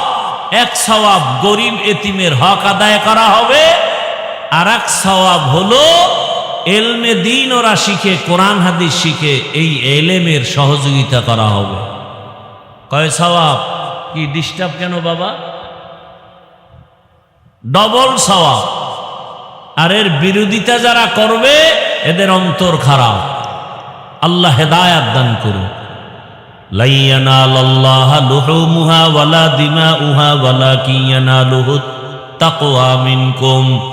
ও পর্দার আড়ালের আম্মা জানেরা, বোনেরা, ও যুবক, অনুরোধ করে বলছি, জীবনে তো গুনাহ কম করো নাই, মনে চাইছে নামাজ পড়বা না পড়ো নাই, মনে চাইছে দাড়ি রাখবা না রাখো নাই, মনে চাইছে পার্কে যাবা দৌড়ায়া গেছো, মনে চাইছে মোবাইলে সারা রাত গুনাহ করবা করেছো, মনে চাইছে নাচ গান করবা দেখবা করেছো আর দেখেছো। এখনো কি তোমার অন্তরের আশা পূরণ হয় নাই? তওবা কি করবা না? মরণের ভয় কি নাই রে যুবক? আজকে তুমি এখানে বসে আছো, কালকে 10টার সময় হতে পারো তুমি লাশ। এই যে রমজানের রোজা গেল, ঈদ গেল, কত মানুষ মরে গেল, বাসটা পানির মধ্যে চলে গেল। একটা বাচ্চা সাঁতার কাইটা এসে বলে আমার আম্মু পানিতে আটকা আছে, তাড়াতাড়ি আমার আম্মুকে বাসের থেকে নিয়ে আইসা বাঁচাও। আবার এক মহিলা সাঁতার কাইটা এসে বলে আমার বাচ্চা বাসের মধ্যে আটকানো, আমার বাচ্চাটাকে বাঁচাও। এইভাবে চোখের সামনে দিন দিন বিদায়। এমন কোনো দিন নাই লাশ নাই। কয়দিন আর বাঁচবা? কই চাকরিজীবী, কই বাড়িওয়ালা? বাড়ি পড়ে আছে, বাড়িওয়ালা নাই। চাকরির জায়গা ঠিকই, চাকরি চলতেছে, কিন্তু আগের লোকটা নাই। এইভাবে একদিন বিদায় হতে হবে। আগামীকাল যদি আল্লাহ ডাক দিয়ে আজরাইলের পাঠায় দেয়, ঘুমের ভেতরে ওর জানটা নিয়ে যা। সকাল 10টা 11টায় আম্মু জানাইসা যখন ডাকবে, দেখবে ঘরের মধ্যে বাচ্চার সন্তানের জবানে কোনো আওয়াজ নাই। প্রতিদিন 2 ডাক দিলে সারা দেয়, আজকে এত ডাকি সারা দেয় না কেন? দরজা খুইলা মা সন্তানের হাত, বডির মধ্যে হাতটা টাচ করে দেখে পুরো শক্ত, বরফের মতো ঠান্ডা। মা পাগলনির মতো হয়ে চিৎকার দিয়া বলবে, খবর হয়ে গেছে, আমার ছেলেটার দুনিয়ায় বাঁচিয়া নাই। ও যুবক বাবারা, একটু চিন্তা করো, ঘুমের মধ্যেও কত মরণ হয়ে যায়। ও পর্দার আড়ালের মা বোনেরা, কয়দিন আর দুনিয়ায় বাঁচবেন, কখন মরণ হবে জানা নাই। এখনো সময় আছে, তওবা করেন। ওই মা ডাক দিয়া স্বামীকে ডাকবে, ও যুবক, আল্লাহ কুদরতের দরজা খুলে দিলে তুমি দেখবা বাবাও কাঁদতেছে আর বলতেছে আমার সন্তান নাই। মা কাঁদবে আর বলবে আমারে আর মা বলে ডাক দেওয়ার কেউ নাই। অনেকে মা বাবা গ্রামে সারিয়া এই পার্বত্য অঞ্চলে আইসা থাকে, মায়ের খবর পর্যন্ত নিতে পারে না। এই কোরবানিতে জানো না, মা তোমারে রেখে গোশত খায় না। মা তাকায় থাকে সন্তান কখন আসবে, ওর মুখে আগে দিয়া তারপরে আমি খাবো। একটা সন্তানের প্রতি মা বাবার এত মায়া, যেগুলো বুঝাবার কোনো ভাষা নাই রে বাবা। তুমি যেদিন মা বাবা হবা সেদিন তোমার বুঝে আসবে। ও বোনেরা, মায়েরা, পর্দার আড়ালের আমার যুবক বাবারা, বৃদ্ধ বাবাজিরা, ওই বাবায় টেলিফোন করা শুরু করবে, ইমাম সাহেব আমার ছেলেটা মরে গেছে, আপনি জানা দিয়া কোথাও যাবেন না। তুমি দেখতে থাকবা, এক দলকে পাঠাবে বাজারে যাও কাফন কেনার জন্য, আর এক দলকে বলবে কবর খনন করার জন্য বাঁশবাগানে দৌড়াও, আর এক দলকে বলবে ঘরের পেছনে গরম পানি মশারি টানাও। আজকে আমি বলি আমার বাড়ি, আমার গাড়ি, আমার সব, কিন্তু জানোনি আমার গায়ের জামাটা বেলেট দিয়া কেটে কেটে রেখে দিবে। আমার হাতের ঘড়ি আর একজনে দিয়া বলবে এটা আমার হাফিজুর রহমানের ঘড়ি না। এইভাবে যখন লাশটা তোমার আমার ঘর থেকে নামাইয়া গরম পানি দিয়া গোসল করাইয়া, যখন সাদা কাপনের প্যাকেট বানাইয়া খাটের মধ্যে উঠাবে, এইবার জানাজার ময়দানে নিয়ে যাবে, মা জানালা দিয়া চিল্লায় বলবে আমার বাবারে তোমরা কোথায় নিয়ে যাও? বলবে জানাজা দিয়া চিরবিদায়, আর ঘরে আসবে না, কবরে রাখা হবে। মা বলে বিদায় বেলা শেষবারের মতো একটু চেহারাটা দেখাইয়া দাও, আমার বাবার জীবনে আর দেখবো না। আমার বাবাই কই? ও আমার যুবকেরা, ওই মা বাবার সাথে বেয়াদবি করিস না। আল্লাহর কসম, ওই মা বাবার দোয়া ছাড়া আমি হাফিজুর রহমান এই চেয়ারে বসতে পারি না রে বাবা। ওই মা বাবার চোখের পানি আর দোয়ার কারণে তুমি টাকার মালিক, বাড়ির মালিক, গাড়ির মালিক, সম্মানের চেয়ারের মালিক। ওই মা বাবার কথা কেমনে ভুলে গেছো? তোমারে পরীক্ষার হলে পাঠাইয়া মা কান্না করে করে দোয়া করছে, আল্লাহ আমার ছেলেটার পরীক্ষায় কামিয়াবি দান করো। তোমার মা কত কান্না করেছে। ওই মা বাবার জন্য কি তুমি এক ফোঁটা চোখের পানি ফেলতে পারবা না? আল্লাহর কাছে 2 ফোঁটা চোখের পানি ছেড়ে দোয়া করো। আর যার মা বাবা বেঁচে আছে এই রত্ন হারাইও না, পাইলেই দেখা হলেই দোয়া চাইও। বাবারে বলিও, বাবা মনে কষ্ট নিবা না, জীবনে বহু অন্যায় করেছি। মরে যুবকরা যারা গোপনে গিয়া মায়েরে কাঁদাইছো, কত কষ্ট দিয়েছো, অনুরোধ করি বাসায় যাইয়া মায়ের হাতটা ধইরা ক্ষমা চাইয়া নিও। আর মাকে বলিও, মা ওয়াজের প্যান্ডেলে তওবা করে আসছি, আর গুনাহ করব না। কিন্তু দুঃখ, অনেকে কান্না করলো, আমার চোখে পানি নাই, গুনার কারণে আল্লাহ বেজার হয়ে গেছে। মা তুমি আমার উপরে বুঝি বেজার, আমার মাথায় হাতটা দিয়া দোয়া করে দাও, আর কোনোদিন বেয়াদবি করব না। মাকে যদি বলতে পারো, দেখবা মায়ের চোখে পানি। মা বলবে, বাবা মাথায় হাতটা দিয়া ডাকবে, ও আরশে আজিমের মালিক, আমার কলিজার সন্তানটারে তুমি কবুল করিয়া নাও। ও বাবা, ওই জানাজা পড়াইয়া যখন কবরের দেশে নিয়ে যাবে, এমন জায়গা যেখানে দিনের বেলাও কেউ যায় না, ভয় লাগে। আজকে আমার ডানে বামে, তোমার ডানে বামে কত ভক্ত বৃন্দের অভাব নাই। একা একা চলতে পারো না, কত গার্ড আইসা তোমারে আগায় দেয়। কবরে রাখার পরে এমন হালাত হবে, মাটি পাড়ায়া পাড়ায়া দিয়া যখন বিদায় হবে, ওই কবরে কেউ নাই। অন্ধকার কবরে তখন ডানে মাটি, বামে মাটি, উপরে নিচে মাটি। 2 জন ফেরেশতা প্রশ্ন করতে আসবে, রবের পরিচয় দাও, ধর্মের পরিচয় দাও, রাহমাতুল লিল আলামিনের পরিচয় দাও। যারা দুনিয়াতে নবীর তরিকা মেনে, আল্লাহর হুকুম মেনে নামাজ আদায় করবে, দাড়ি রাখবে, পর্দা করবে, আল্লাহর পক্ষ থেকে ওরা জবাব দিতে পারবে। আর আল্লাহ খুশি হয়ে কুদরতের আওয়াজ দিয়ে বলবে, কবরটা বেহেশতের বিছানা দিয়া দাও। কিন্তু কপাল পোড়া আমরা যারা বেনামাজি, নামাজ ঠিক মতো পড়ি না, গুনাহ করি, দাড়ি নাই, নামাজ নাই, পর্দা নাই, মা বাবার সাথে ভালো ব্যবহার নাই, এই বেনামাজি অবস্থায় যদি কবরের ডাক আসিয়া যায়, ওই কবরে যখন প্রশ্ন করা হবে, বেনামাজি একটা জবাব দিতে পারবে না, বারবার বলবে, হা হা লা আদরি, আফসোস আমি কিছুই জানি না, কিছুই জানি না। নবীজি বলেন, আমার আল্লাহর কুদরতের আওয়াজ, ও ফেরেশতা, এই নাফরমানকে আর সুযোগ দেওয়া হবে না, ওই কবরে জাহান্নামের আগুন জ্বালা দাও। ওই কবরের মাটি 2 পার্শ্ব থেকে জোরে জোরে চাপ দিবে। আম্মা জান আয়েশা রাদিয়াল্লাহু তাআলা আনহা বলে, আমি প্রায় সময় দেখতাম আমার রাসূল আমার রুমে বসে গুনগুন করে কান্না করতেন। আমি মাঝে মাঝে জিজ্ঞাসা করতাম, ইয়া রাসূলুল্লাহ, আপনি আমার রুমে বসে কান্না করেন কেন? মায়ার নবী কান্না করতেন আর বলতেন, আয়েশা, হাসরের মাঠে কঠিন অবস্থার কথা মনে পড়লে আমি চোখের পানি রাখতে পারি না। যে এমন কঠিন হবে, নবীরা পর্যন্ত উম্মতের কথা ভুলিয়া নিজেদের জন্য কান্না করবেন। মূসা নবী কাঁদবেন, ঈসা নবী কাঁদবেন, ইব্রাহিম নবী কান্না করবেন। ওই সময় উম্মতেরাও পাগলের মতো দৌড়াবে। সূর্যের গরম সহ্য করা যায় না, জাহান্নামের আওয়াজ সহ্য করা যায় না। কোথায় যাবে সুপারিশের জন্য?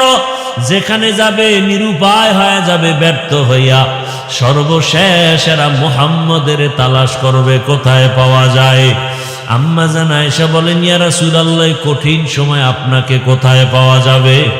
নবী বলেন, আমি আমার মাওলার দরবারে মাকামে মাহমুদে সেজদায় পড়ে কাঁদব। মূসা নবী নিজের চিন্তায় কাঁদবেন, ঈসা নবী নিজের চিন্তায় কাঁদবেন, ইব্রাহিম নবী নিজের চিন্তায় কাঁদবেন। আর আমি মুহাম্মদ আমার চিন্তায় একবারও কিছুই বলবো না, আমি বারবার কাঁদবো আর বলবো আমার উম্মত, আমার উম্মত, আমার উম্মত। ও নবীর উম্মতের দল, আল্লাহর কোরআনটা মিথ্যা মনে করিও না, নবীর কথা মিথ্যা মনে করিও না, ওলামায়ে কেরামের কথা মিথ্যা মনে করিও না। এখনো সময় আছে, তওবা করো, নবীর তরিকা মেনে চলো। নবীর শাফাআত ছাড়া জান্নাত হবে না। জীবনে গুনাহ তো কম করো নাই, আজকে আল্লাহর কাছে তওবা করো। আর নামাজ ছাড়বা না, দাড়ি কাটবা না, বেপরদায় চলবা না। মা বাবার দোয়া, শিক্ষকের দোয়া, উলামায়ে কেরামের দোয়া নিয়ে নবীর সুন্নত অনুযায়ী চলবা। ও যুবকেরাও তওবা করো, ডাক্তার হও, নামাজ ছাড়িও না, ইঞ্জিনিয়ারিং পড়ো, নামাজ ছাড়িও না। ঢাকা কলেজে গিয়ে দেখো কত ছেলেরা কলেজে পড়ে, পাগড়িওয়ালা, নামাজির অভাব নাই, তুমি পারবা না কেন? আল্লাহর কাছে তওবা করো।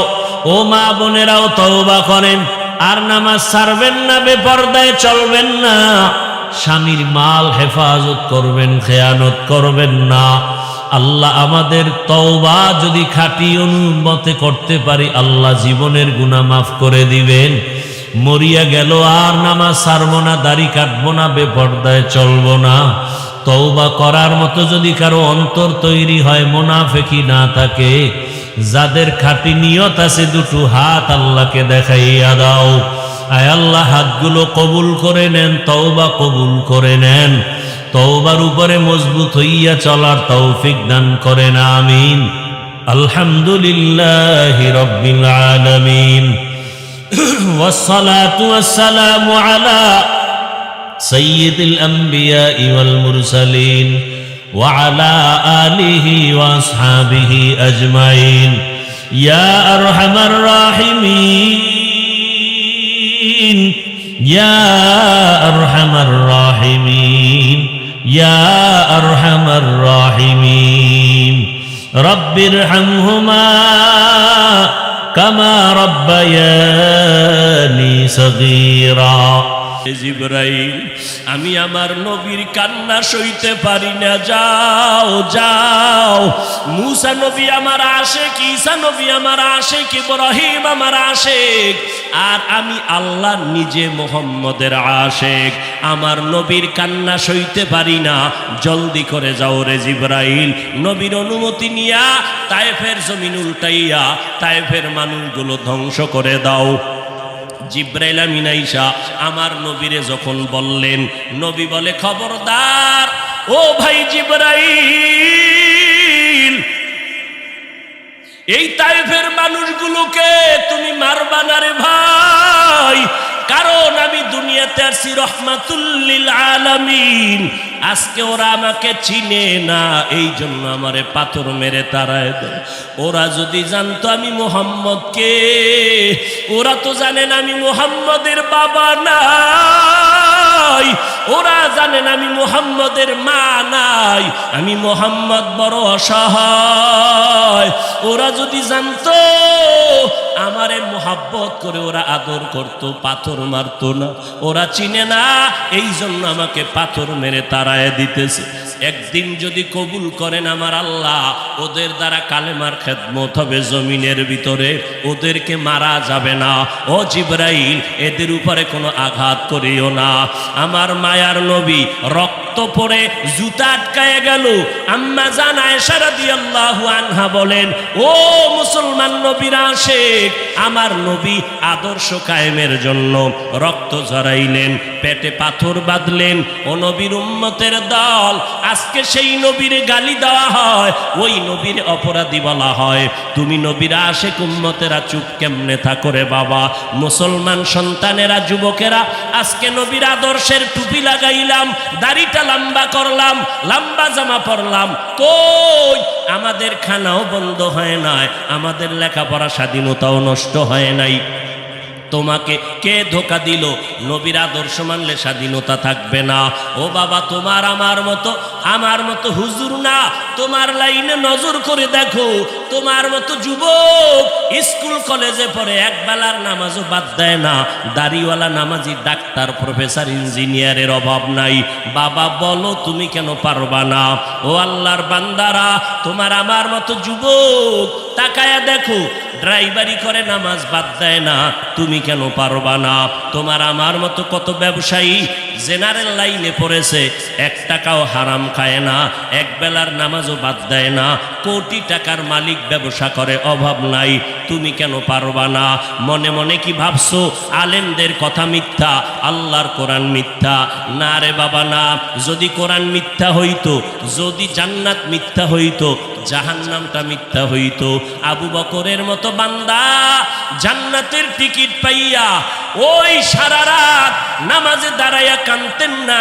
মায়ার নবী বলেন, ও আবু বকর কেন কাঁদেন? বলে, হাসরের ময়দানের ভয়ঙ্কর হালাতের কারণে আমি কান্না করতেছি। আম্মা জান আয়েশা বলেন, নবী যখন কান্না করেন আমি বললাম, নবী কাঁদেন কেন? নবী বলেন, হাসরের ময়দানের কঠিন হালাতের কথা মনে পড়ে গেল। কেমন কঠিন হালাত হবে নবী? আম্মা জানকে আল্লাহর নবী বলেন, আয়েশা, কিয়ামতের ময়দানে মানুষগুলো সব উলঙ্গ দাঁড়াবে। আল্লাহ পাক রব্বুল আলামিন ওই সিরিয়ার জমিনের মধ্যে বসে কাহ্হারিয়াতের সাইনবোর্ড লাগায়া বলবেন, লিমানিল মুলকুল ইয়াউম। আল্লাহ পাকের কুদরতের আওয়াজটা যখন হবে, হাসরের ময়দানটা থরথর করে কেঁপে উঠবে। ওদিকে আল্লাহ বলবে, সূর্য তুই কই? নিচে নেমে আসো। আম্মা জান আয়েশাকে নবী বলেন, ও আয়েশা, ওই হাসরের ময়দানে সূর্যটা যখন নিচে নেমে আসবে, সূর্যের গরমে মাটির জমিনটা পুড়ে হবে তামা। ওই সময় এমন ভয়ঙ্কর অবস্থা, অপরদিকে জাহান্নামের আওয়াজ।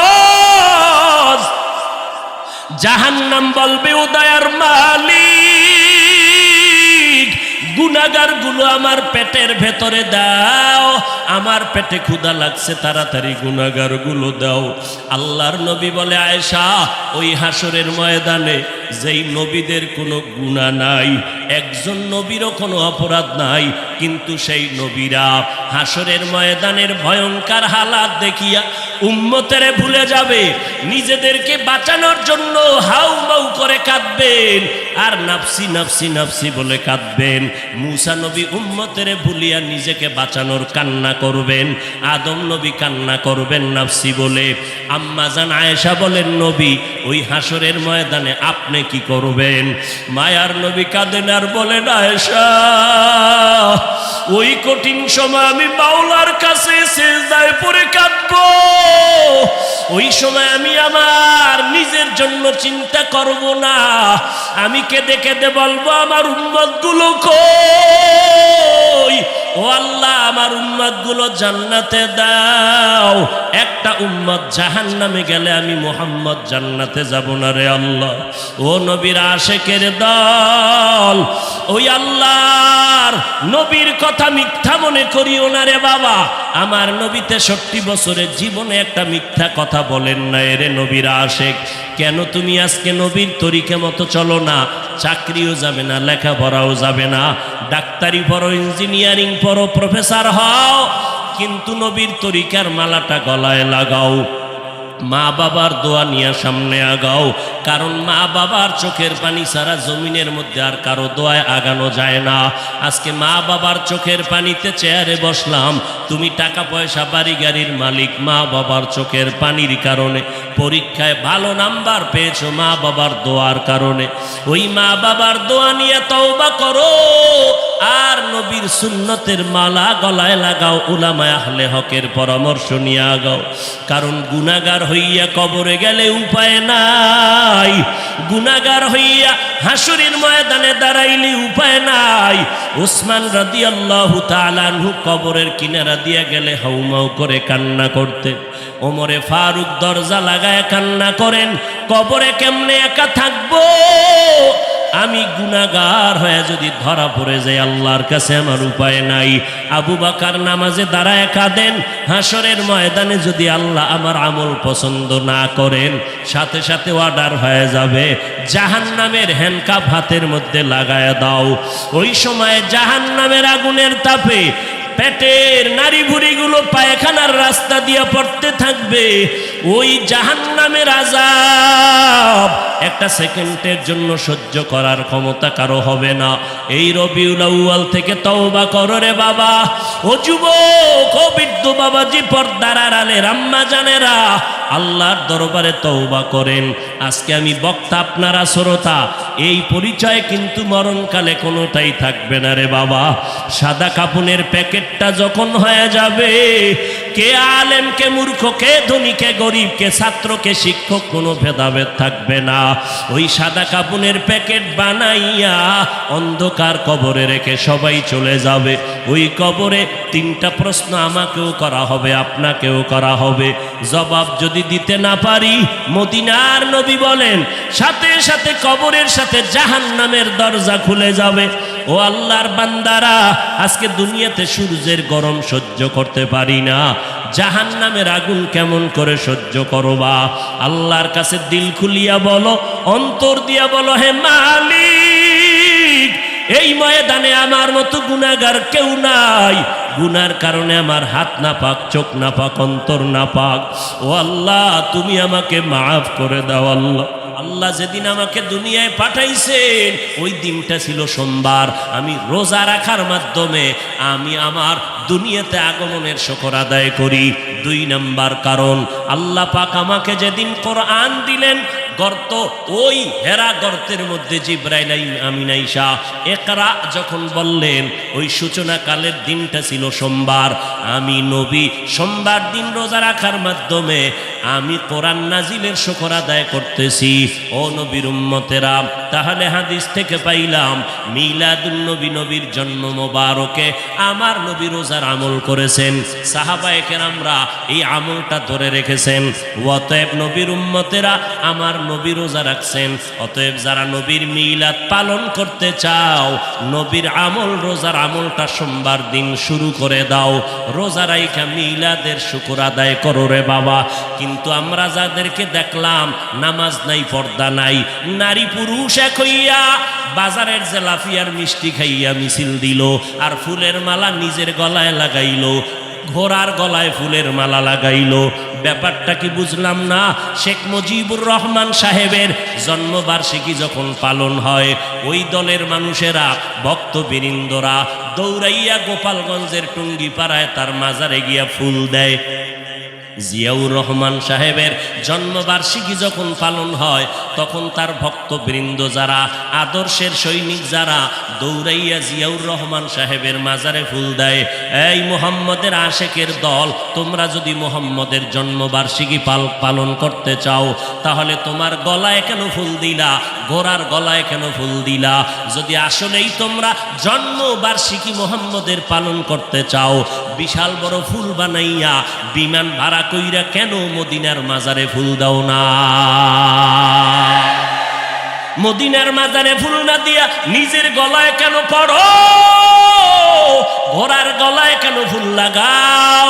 তাই আমরা মদিনার আশেক না, আমরা মদিনার নবীর নাম বিক্রি করে দুনিয়ার ধান্দাবাজিতে লিপ্ত হয়ে গেছি।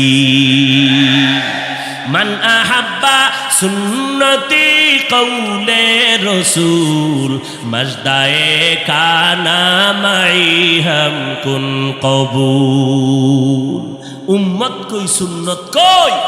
এরপরে নবীজি সোমবার রোজা রাখতেন, তা কি বছরে একদিন না প্রতি সোমবার? রবিউল আউয়াল মাসটা না 12 মাস? এরে নবীরা আশেক, মদিনার নবী 12টা মাস সোমবার দিন রোজা রেখে মেসেজ দিয়ে গেল দুনিয়ার মানুষ, আমি মুহাম্মদ সোমবার দিন রোজা শুধু মিলাদুন নবী আর রবিউল আউয়ালে রাখি নাই, 12 মাস রোজা রেখেছি প্রতি সোমবার। কেন রাখছি জানো? আমি মুহাম্মাদের মিলাদের খুশি একদিন করলে হবে না, আমি মুহাম্মাদের আদর্শ নিয়া জীবনটাকে আনন্দিত করার জন্য 12 মাস মেহনত চালায় যাও। রবিউল আউয়ালের 12 তারিখ স্লোগান দিয়ে যে কই ফালায় গেলা, বাকি 11 মাস তো বাড়ি সালাম দিয়াও তোমারে খুঁজা পাইলাম না। তোমার মাথায় কেন মদিনার আদর্শের টুপি দেখা যায় না? তোমার গালের মধ্যে কেন মদিনার আদর্শের দাড়ি লম্বা হয় না? তোমার শরীরের মধ্যে মদিনার আদর্শের কেন পোশাকটা দেখা যায় না? আমার নবী যেদিন ইন্তেকাল হয়ে গেলেন, সোমবার দিন জোহরের নামাজের আগে ইন্তেকাল, আম্মা জান আয়েশা বলেন আমার হুজরায় আমি বসে আছি, আমার স্বামী মুহাম্মদ রহমাতুল্লিল আলামিন রবিবার থেকে নবী অসুস্থ হয়ে গেলেন না, বৃহস্পতিবার নবী অসুস্থ, শুক্রবার অসুস্থ, শনিবার অসুস্থ, রবিবার অসুস্থ, সোমবার দিন দুপুর বেলা নবীর ইন্তেকাল। নবী আমার এমন অবস্থা হয়ে গেল, নবী অসুস্থ হইয়া যখন শেষবারের মতো বিদায় হয়ে যাইতেছেন, আমার নবী আমি আয়েশাকে ইশারা করলেন, মেসওয়াক দাও, মেসওয়াক দাও। আমি আয়েশা দৌড়াইয়া মেসওয়াকটা আমার মুখের মধ্যে নিয়া আমি আমার পয়গম্বরের দিলাম।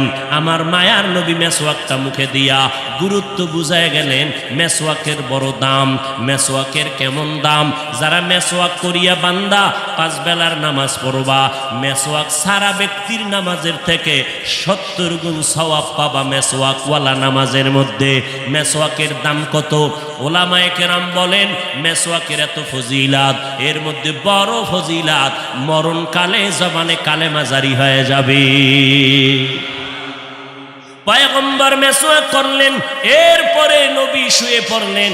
নবী বিদায় নেওয়ার বেলায় আল্লাহর মোহাব্বতের গান গাইতে গাইতে বিদায় নিলেন। আমার বাবা আবু বকর আমার বাড়ি আমার ঘরে নাই, মদিনার মধ্যে খবর ছড়ায় গেল নবী নাই, নবী নাই, নবী নাই বলিয়া আওয়াজ হলো। হঠাৎ মদিনাতুল মুনাওয়ারায় কান্নার আওয়াজ, মদিনাওয়ালা নবী নাই। হযরত ওমর তরবারি নিয়ে দাঁড়ায় কয় নবী নাই যদি কেউ বলো তার কল্লা ফালায় দিব, কারণ নবী নাই কথাটা মেনে নিতে পারি না। আমি নবীর বড় আশে, আমি ওমর ছিলাম জাহান্নামের আসামি, আমার মতো খারাপ এই দুনিয়ায় কেউ নাই।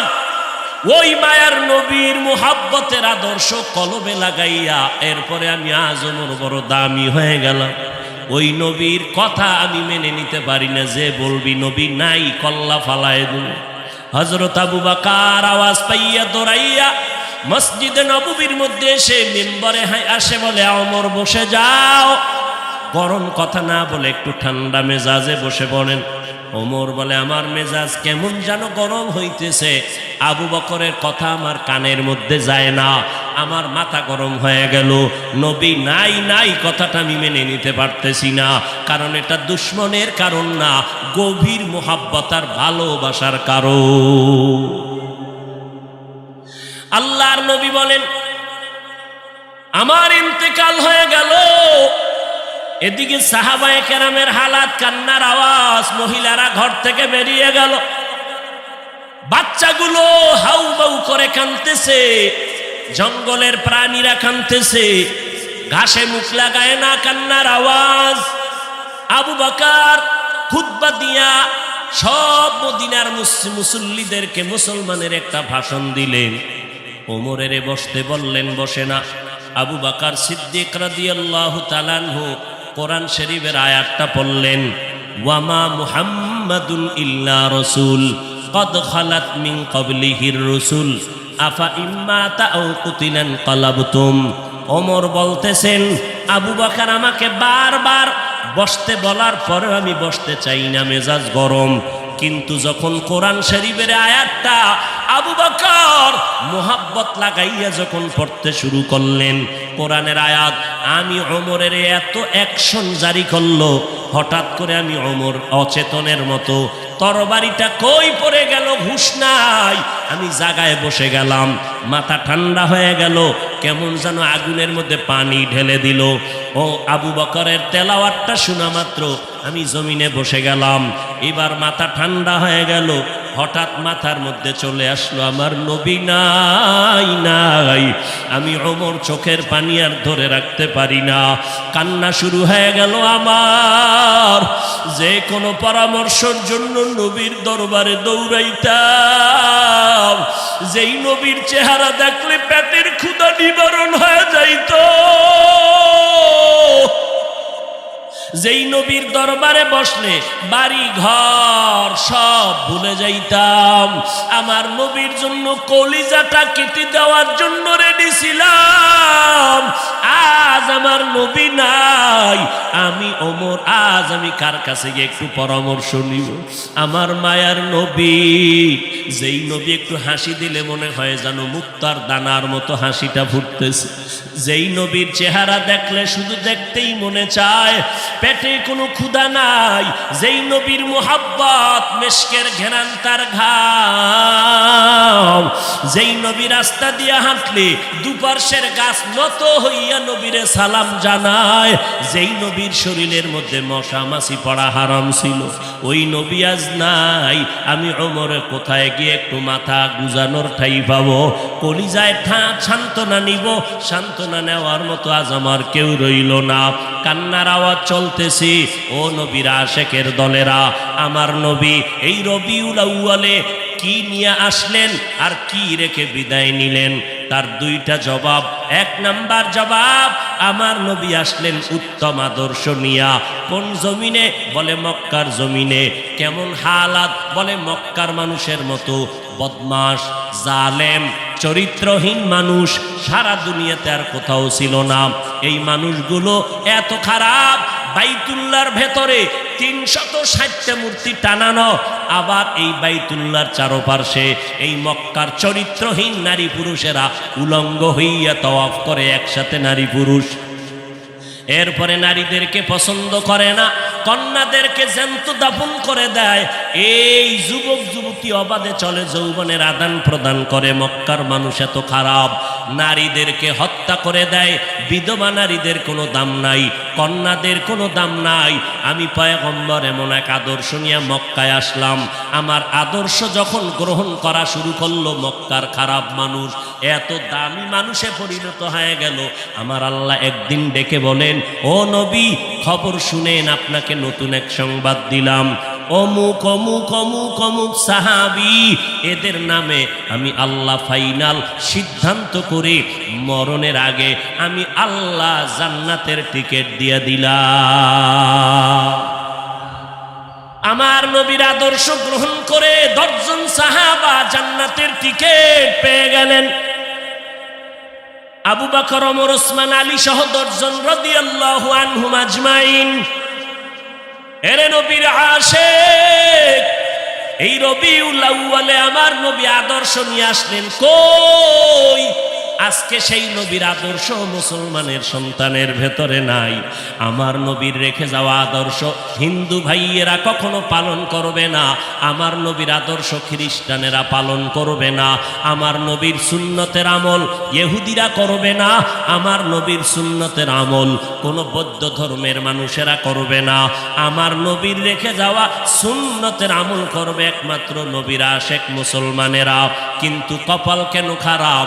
এত বয়ান হচ্ছে, ফজরের পরে বয়ান, জহুরের পরে বয়ান, আসরের পরে বয়ান, মাগরিবের পরে বয়ান, 12টা মাস বয়ান চলছে বক্তাদের, পীর সাহেবদের বয়ান, আল তাবলিগওয়ালাদের বয়ান, জুমার দিন খতিব সাহেবদের বয়ান। এত বয়ানের পরেও কেন মানুষের দাড়িটা লম্বা হয় না? মদিনাওয়ালা নবীর তরিকায় কেন বান্দা টুপি মাথায় পড়ো না? আজকে নবীর তরিকারে জবাই করিয়া কেন বেঈমানের পা চাটা গোলাম হইয়া চুলগুলো কেটে কেটে ইন্দুর আর বান্দর হয়েছ রে বাবা? বল, আমার নবীর তরিকার মধ্যে কি চুল কাটার নিয়ম নাই? আমার নবীর তরিকায় নখ কাটার নিয়ম আছে। আমার নবীর আদর্শে জুতা কেমনে পরবা সেখানেও নবীর আদর্শ আছে। জুতাটা কেমনে খুলবা সেখানেও নবীর আদর্শ আছে। আমার নবীর কেমন পাওয়ারফুল আদর্শ!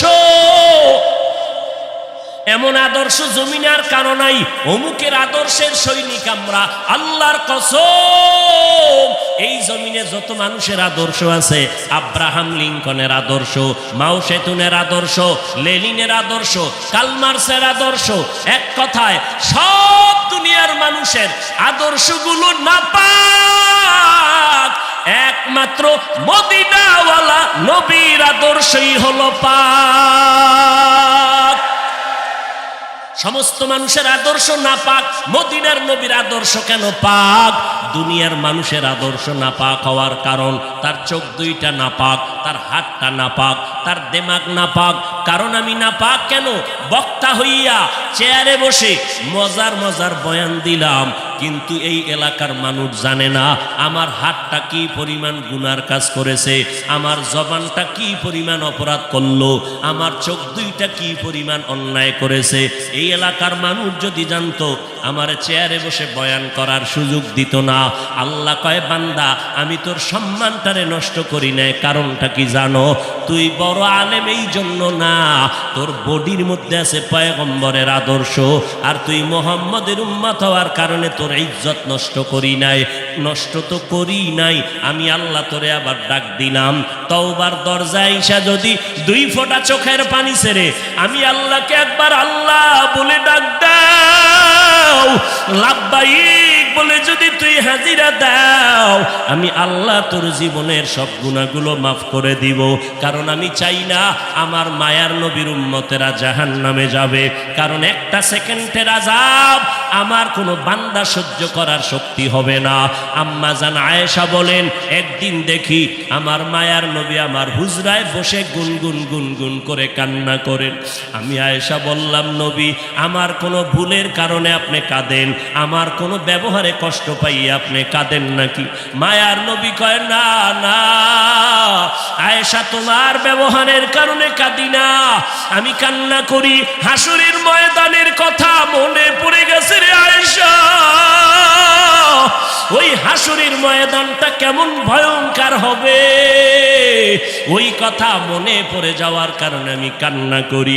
ও নবীর উম্মতেরা, আমার নবীর আদর্শ দেখিয়া মক্কার মানুষ দলে দলে কালেমা পড়ে নবীর সৈনিক হয়ে যায়।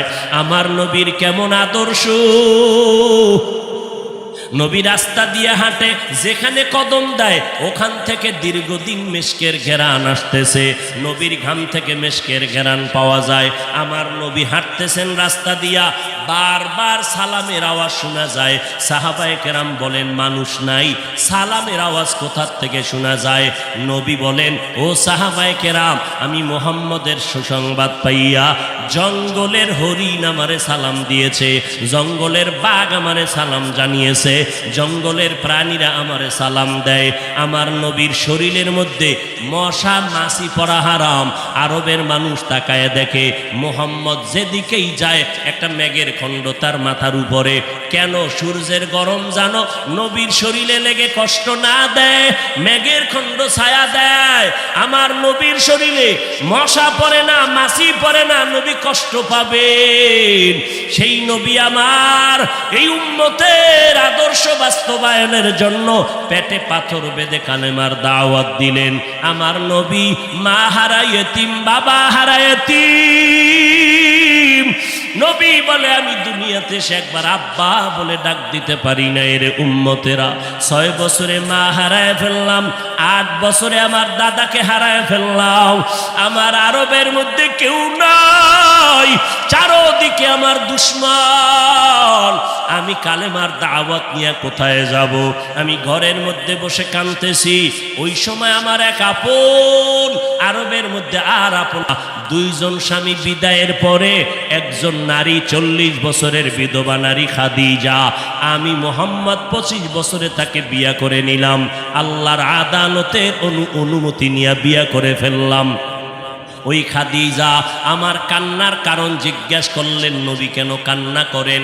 ও খাদিজা কান্দি কেন? আল্লাহ আমাকে কোরআনের আলো দান করেছেন, আমি এখন কালেমার দাওয়াত দিব, আমার এই দাওয়াতকে গ্রহণ করবে। আমার ঘরে বাইরে চতুর্পার্শ্বে দুশ্মন, আমি কার কাছে দাওয়াত নিয়ে যাব? আম্মা জান খাদিজা চিৎকার দিয়া বলে, নবী কোনো পেরেশান হবেন না, এই জমিনের মধ্যে কেউ যদি আপনার কালেমার দাওয়াত না নেয়, দেয়, আমি খাদিজার হাতটা ধরিয়া আপনি আমাকে প্রথম দাওয়াতটা পড়াইয়া দেন, কালেমা পড়াইয়া দেন। এই জমিনে মরিয়াও যদি যায়, ইতিহাসের পাতায় থাকবে মুহাম্মদের হাতে প্রথম দাওয়াত গ্রহণকারিনী কোনো পুরুষ না, তিনি একজন মহিলা। কিয়ামতের ময়দানে মদিনার নবী বলেন, জান্নাতের 8টা দরজা যখন খুলিয়া 4 জন নারীকে ডাকবে, আসো, জান্নাতের দরজা খোলা হয়ে গেছে, আসো। 4 জন নারীকে ডাকবে, তোমাদের কোনো হিসাব নাই, তোমাদের কোনো কিতাব নাই, তোমাদের কোনো পেরেশানি নাই। জান্নাতের 8টা দরওয়াজা, সব দরজা দিয়া ডাকবে, আসো, জান্নাতের হুর তোমাদের জন্য অপেক্ষা করতেছে, জান্নাতের বিছানা তোমাদের জন্য রেডি।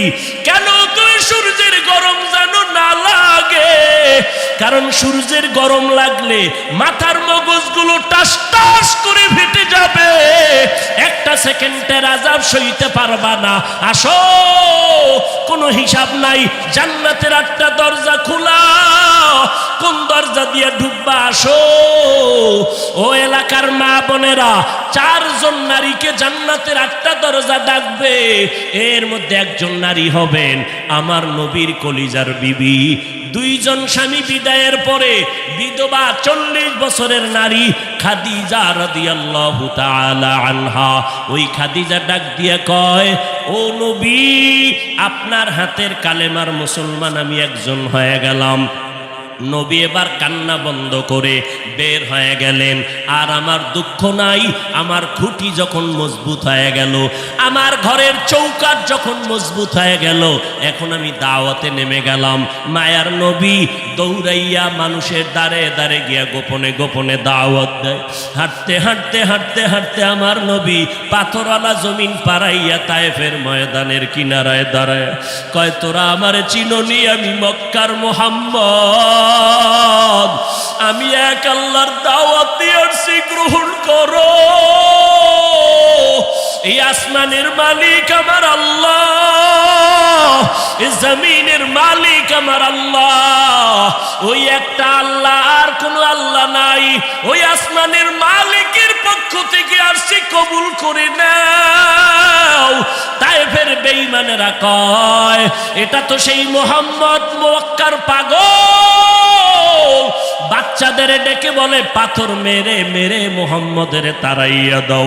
যেই নবীর শরীরের মধ্যে মশামাছি পড়া হারাম, মেঘের খণ্ড ছায়া দেয়, আমার নবী যেন কষ্ট না পায়।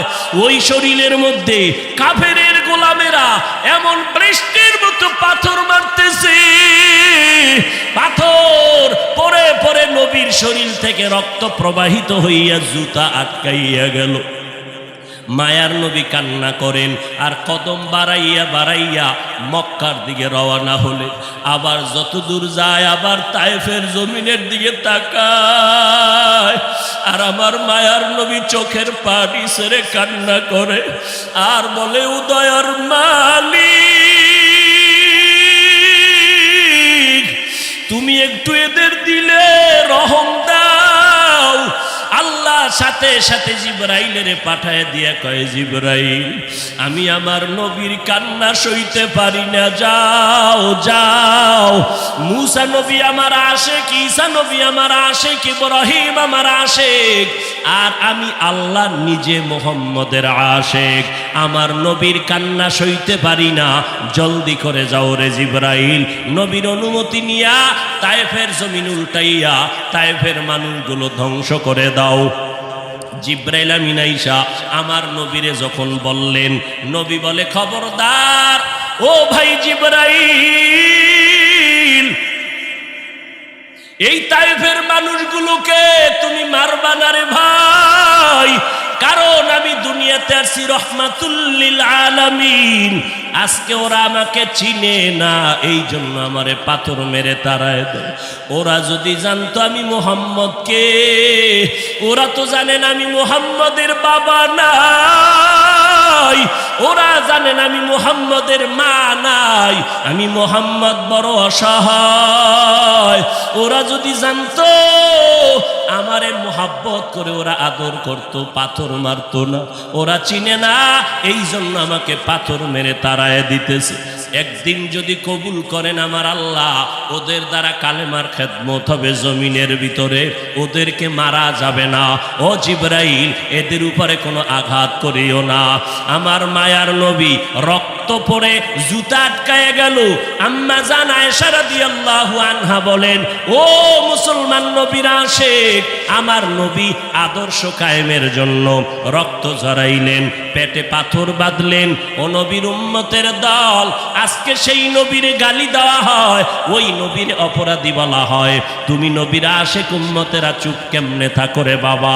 মুসলমান সন্তানেরা, যুবকেরা, আজকে নবীর আদর্শের টুপি লাগাইলাম, দাড়িটা লম্বা করলাম, লম্বা জামা পরলাম, কই আমাদের খানাও বন্ধ হয় নাই, আমাদের লেখাপড়া স্বাধীনতাও নষ্ট হয় নাই। তোমাকে কে ধোকা দিল? নবীর আদর্শ মানলে স্বাধীনতা থাকবে না। ও বাবা, তোমার আমার মতো হুজুর না, তোমার লাইনে নজর করে দেখো, তোমার মতো যুবক স্কুল কলেজে পড়ে এক বেলার নামাজও বাদ দেয় না। দাড়িওয়ালা নামাজি ডাক্তার, প্রফেসর, ইঞ্জিনিয়ারের অভাব নাই। বাবা বলো, তুমি কেন পারবা না? ও আল্লাহর বান্দারা, তোমার আমার মতো যুবক তাকায়া দেখো, ড্রাইভারি করে নামাজ বাদ দেয় না, তুমি কেন পারবা না? তোমার আমার মতো কত ব্যবসায়ী জেনারেল লাইনে পড়েছে, 1 টাকাও হারাম খায় না, এক বেলার নামাজও বাদ দেয় না, কোটি টাকার মালিক, ব্যবসা করে, অভাব নাই, তুমি কেন পারবা না? মনে মনে কি ভাবছো আলেমদের কথা মিথ্যা, আল্লাহর কোরআন মিথ্যা? না রে বাবা না। যদি কোরআন মিথ্যা হইতো, যদি জান্নাত মিথ্যা হইতো, জাহান্নামটা মিথ্যা হইতো। আবু বকরের মতো বান্দা জান্নাতের টিকিট পাইয়া ওই সারা রাত নামাজে দাঁড়াইয়া কাঁদতেন না। মায়ার নবী বলেন, ও আবু বকর কেন কাঁদেন? বলে, হাসরের ময়দানের ভয়ঙ্কর হালাতের কারণে আমি কান্না করতেছি। আম্মা জান আয়েশা বলেন, নবী যখন কান্না করেন, আমি বললাম নবী কাঁদেন কেন? নবী বলেন, হাসরের ময়দানের কঠিন হালাতের কথা মনে পড়ে গেল। কেমন কঠিন হালাত হবে নবী?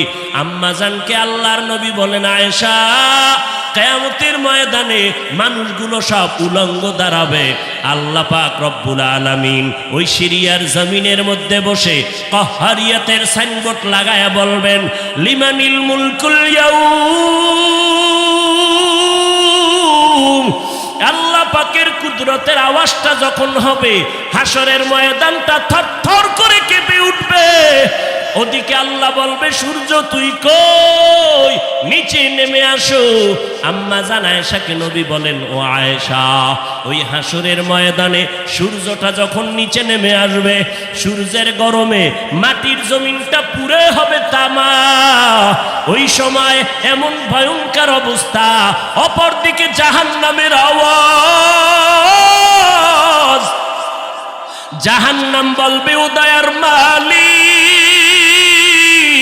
গুনাহগার গুলো আমার পেটের ভেতরে দাও, আমার পেটে ক্ষুধা লাগছে, তাড়াতাড়ি গুনাহগার গুলো দাও।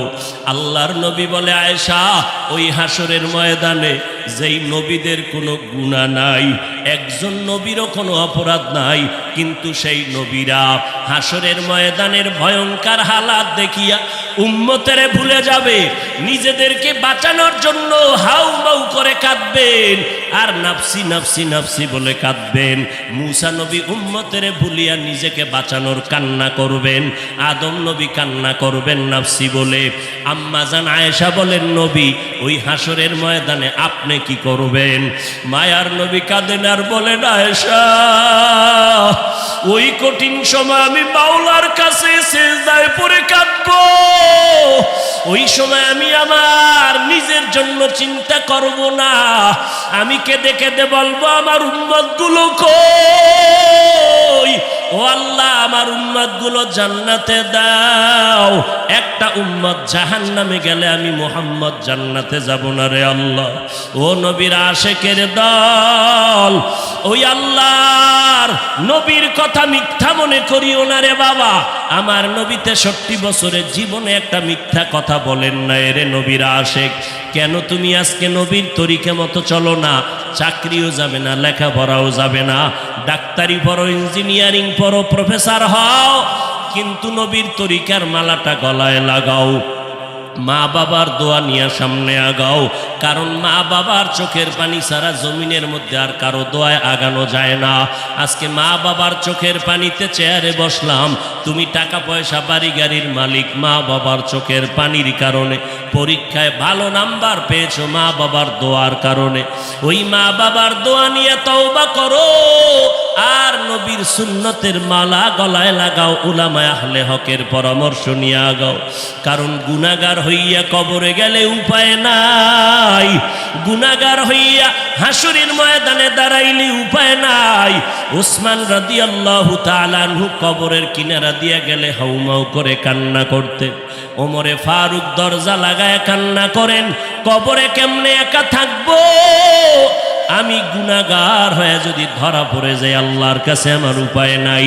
আবু বকর নামাজে দাঁড়ায় কাঁদেন, হাসরের ময়দানে যদি আল্লাহ আমার আমল পছন্দ না করেন সাথে সাথে অর্ডার হয়ে যাবে, জাহান্নামের হ্যান্ডকাপ হাতের মধ্যে লাগায় দাও।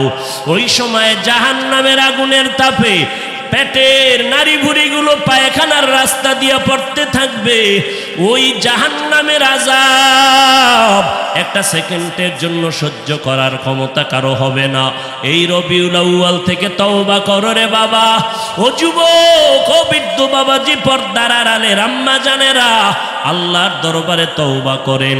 আজকে আমি বক্তা, আপনারা শ্রোতা, এই পরিচয় কিন্তু মরণকালে কোনোটাই থাকবে না রে বাবা। সাদা কাপনের প্যাকেটটা যখন হয়ে যাবে, কে আলেম কে মূর্খ, কে ধনী কে গরিব, কে ছাত্র কে শিক্ষক, কোনো ভেদাভেদ থাকবে না। ওই সাদা কাপনের প্যাকেট বানাইয়া অন্ধকার কবরে রেখে সবাই চলে যাবে। ওই কবরে 3টা প্রশ্ন আমাকেও করা হবে, আপনাকেও করা হবে। জবাব যদি দিতে না পারি, মদিনার নবী বলেন সাথে সাথে কবরের সাথে জাহান্নামের দরজা খুলে যাবে। ও আল্লাহর বান্দারা, আজকে দুনিয়াতে সূর্যের গরম সহ্য করতে পারি না, জাহান্নামের আগুন কেমন করে সহ্য করবা?